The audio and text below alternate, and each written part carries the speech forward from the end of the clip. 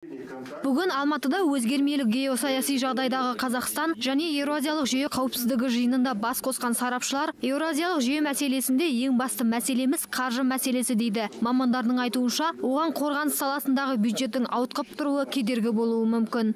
На текущий год это әскери шеңбер бұл қайда қанша ақша бар, оны соншалықты аз жұмсау. Осы ағымдағы жылы 220 миллиард теңгеден астам қаржы бөлінгеніне қарамастан 1 миллиард 200 миллион доллардан сәл ғана қарыз алынды деп ақылға сыйымсыз әңгімелер айтылады. Ең алдымен қаржы мәселесі деп отырғанымыз, сондықтан әскери салада ондай олқылықтар кешірілмеу керек. Еуразиялық экономикалық одаққа кіргенімізге бір ай ғана өтсе де қауіпсіздік мәселесі қызу талқылануда. Әсіресе көрші Ресейдегі қазіргі ахуал ешкімді де алаңдатпай қоймайды. Осы ретте Ресей мен Батыс Еуропа елдері арасындағы текетірес Қазақстанның қарулы күштерінің дайындығын қайта пысықтауға итермелейді дейді мамандар.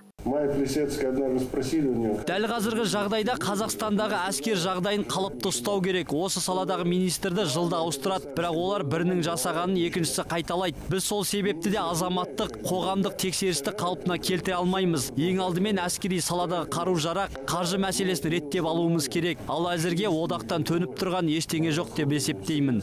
Ал бұрынғы қорғаныс министрінің орынбасары генерал Әмірбек Төгісов Еуразиялық экономикалық одақ нәтижесін бірден бермейді дейді. Алайда өзге елдерде болып жатқан қарулы қақтығыс бізге де сабақ болу керек дейді. Қарулы күші барлығы жалпы дайындығы болу керек. Бұл әскери дайындық болу керек. Техника жағынан көп жасау керек қазір. Көп қару-жарақтар, техникадар еді жастары келіп қалды.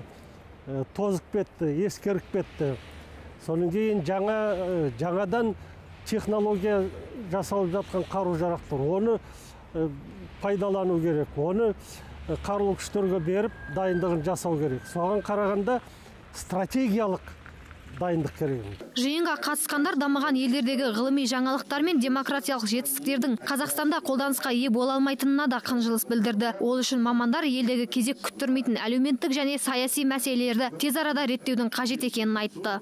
Ақбота Мұсабекқызы, Юрий Проводин, Дәурен Әбішев, Казахньюс, Алматы.